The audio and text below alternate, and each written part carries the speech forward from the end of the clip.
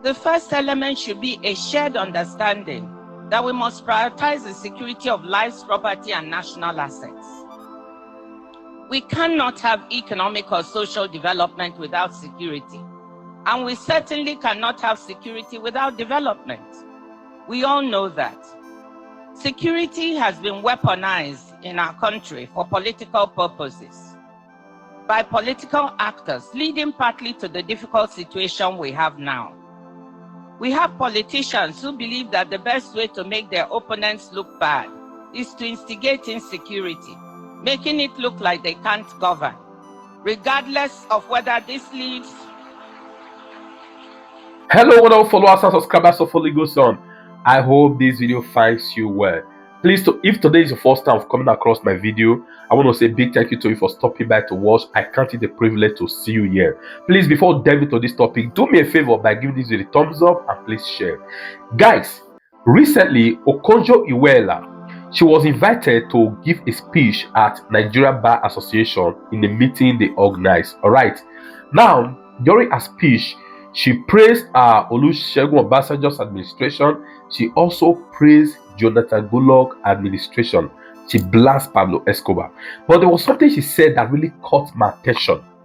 Now, she was, speaking against some folks, some opponents that sponsor insecurity in order to make the government of the day look bad. While she was saying this, Osama bin Laden, your vice president Shettima, he was sitting there like this looking. If you look at this guy, it was so uneasy. So uneasy. It was as if there was fire on the seat. Guys, Clerk's caution and fears no accusation. This video is loaded. Please watch it to the end and thank me later. God bless you. How rough the politics. That cross-party commitment to strong macroeconomic foundations is something we need in Nigeria. During President Obasanjo's second term, we carried out strong structural reforms very similar to Peru's. A $30 billion external debt was cleared, that was mentioned earlier. The central bank was made independent.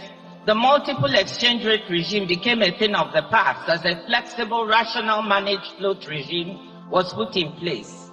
An oil price-based fiscal rule was also put in place, along with a medium-term expenditure framework, leading to a strong accumulation of savings and foreign exchange reserves. We discussed and observed notional guidelines to enable sustainable debt levels, with a target for debt to GDP ratio not to exceed 33 to 40%, suitable for a country at Nigeria's stage of development, and debt service to revenue ratio not to exceed 33%. Actual debt to GDP and debt service to revenue numbers were far below these notional guidelines. These policies were maintained under subsequent administrations of Yar'Adua and Jonathan, and even more reforms were carried out to strengthen and modernize the economy. Strong social safety nets were built. Well-targeted social programs such as Shopee, You Win, and Saving 1 Million Lives, the latter targeting pregnant women and children. Am I saying that these administrations were perfect? Of course not. They had their problems, imperfections, and challenges. And as a finance minister, I was part of struggling with those challenges.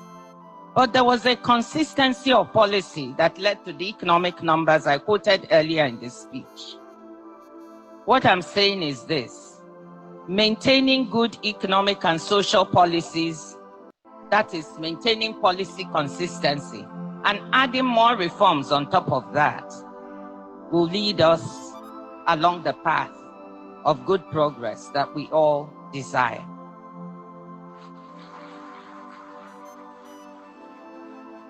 As we know, our political leaders have thus far never been able to agree to stick to a common set of principles and policies that deliver on a consistent basis for citizens, irrespective of ethnic group or political persuasion.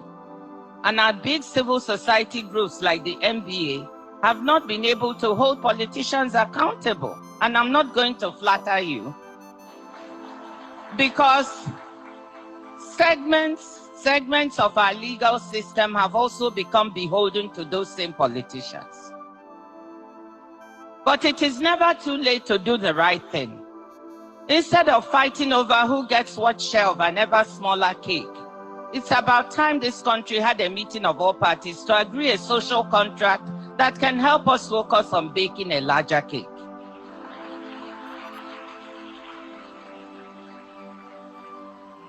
I will devote my remaining remarks to looking at potential elements of such a social contract. In line with my comparative advantage as an economist, I will focus on economic policies, though I'll offer a few thoughts on related areas as well. Note that I'm not trying to be exhaustive on what constitutes a social contract, just to give you some examples. Let me say here that trust will be a prerequisite for any social contract for rebuilding Nigeria, meeting our economic development challenges and building a brighter future for the rising generations of young people. All political parties, all ethnic groups will have to honor this contract, no matter who is in government. The importance of trust in our country, given its size and diversity, has been clear since day one. Even before independence, in his first speech as Prime Minister in 1957, Sir Abubakar Tafawa Balewa said, and I quote, "The peoples of Nigeria must be united to enable this country to play a full part in shaping the destiny of mankind. It is the duty of all of us to work for unity and encourage members of all our communities to live together in peace and harmony. The way to do this is to create understanding, mutual respect, and trust." This is Sir Abubakar Tafawa Balewa in 1957. Trust comes not from words, but from deeds. That is from accomplishing things together, building together. A social contract could become a basis for the virtuous circles of reform, growth, peace, security, and trust that have too long eluded us. Turning now to potential ingredients of that social contract. The first element should be a shared understanding that we must prioritize the security of lives, property, and national assets. We cannot have economic or social development without security, and we certainly cannot have security without development. We all know that. Security has been weaponized in our country for political purposes by political actors, leading partly to the difficult situation we have now. We have politicians who believe that the best way to make their opponents look bad is to instigate insecurity, making it look like they can't govern, regardless of whether this leads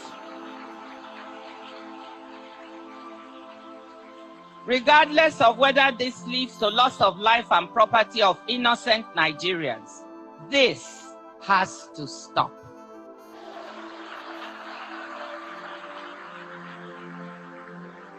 A second aspect of security relates to security of national assets. Nigerians have seen for years how organized crude oil theft on a massive scale seriously undermines the economic and financial health of the country. All Nigerians must agree that stealing of our national assets of any type is intolerable and must be stopped.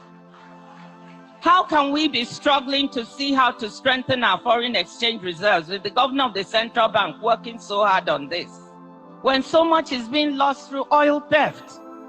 There's so much technology available now to track such theft, and there must be no more excuses for inaction.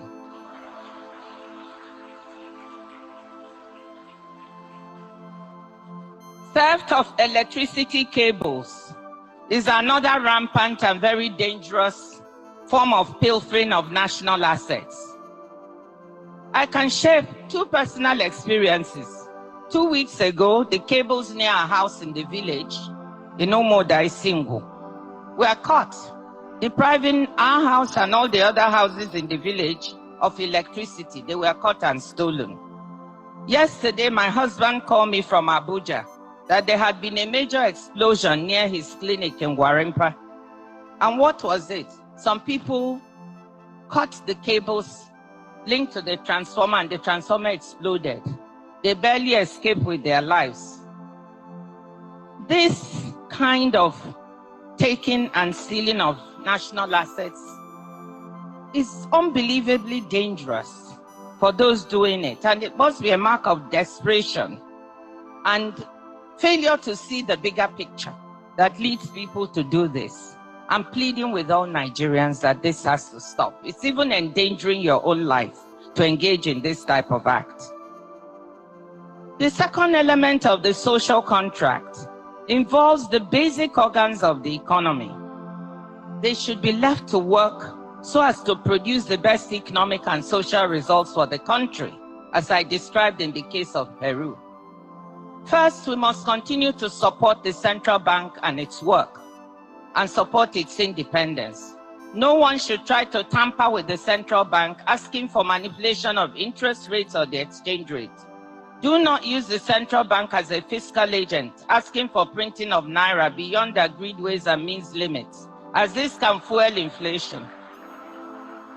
Fundamental fiscal and financial rules should be respected once they're on the books. Respect the use of the oil price-based fiscal rule that allows the accumulation of reserves and savings in good times to be used to cushion bad times. Respect the agreed budget deficit. Keep it as close to 3% of GDP as possible. Limit non-transparent extra budgetary spending. Spend through the budget.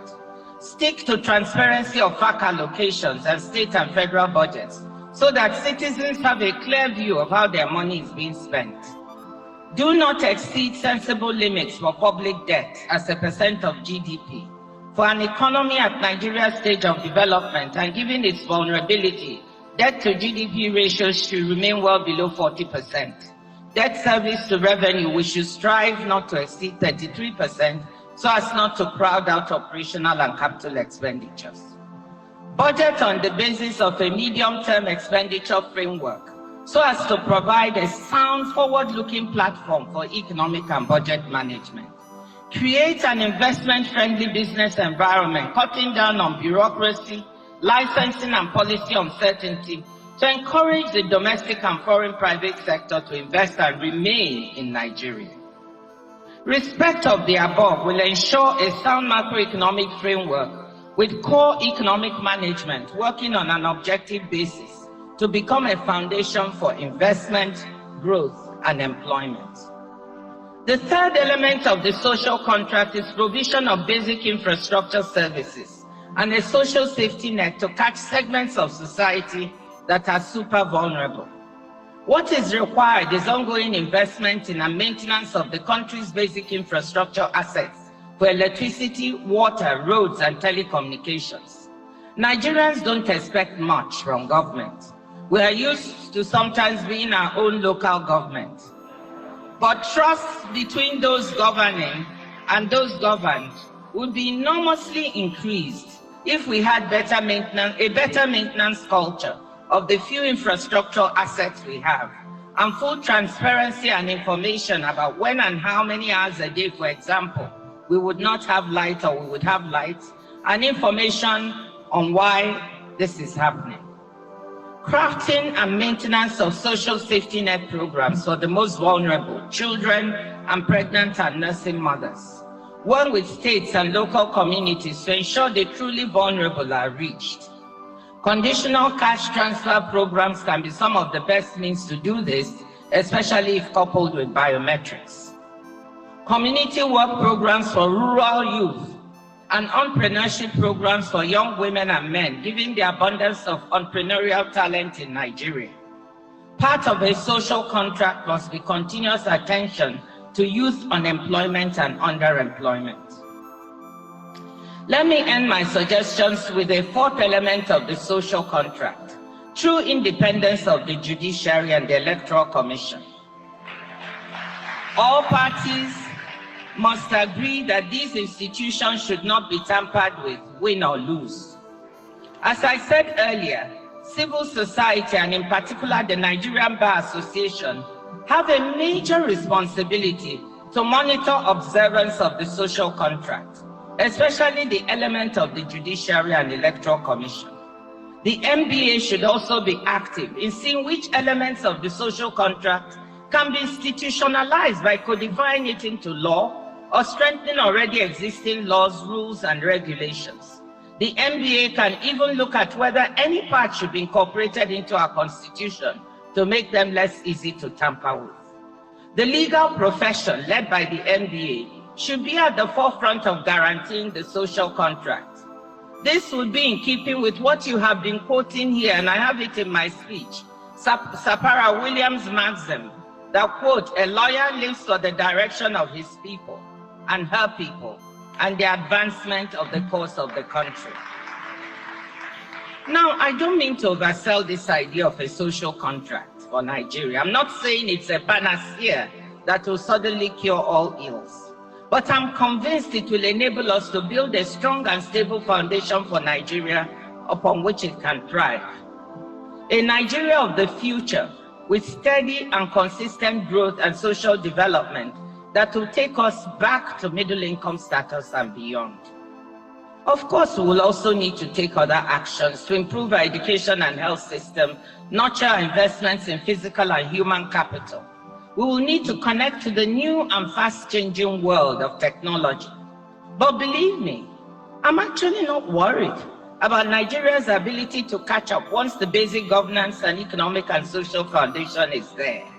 We have some of the most creative, most intelligent, and most entrepreneurial people in the world. Some of them in this very room. That is why I'm always proud to be a Nigerian. Let me conclude by saying that what I just laid out before you is not rocket science. Some of what we need to implement as part of the social contract has been done in past administrations, as I mentioned earlier. And some of it is being implemented in this present administration. But we cannot approach the social contract in a piecemeal fashion, a bit here and a bit there. It must be approached holistically, systematically, and consistently in order for it to work. All political parties and politicians, all Nigerians must agree that these elements we identify and others to be added as forming the social contract must be respected by all who govern, no matter their politics, for the good of those they govern. You, the NBA, the biggest gathering of lawyers in the world, the largest, most influential civil society organization in Nigeria, you bear a heavy responsibility to advocate for and ensure that this social contract comes about.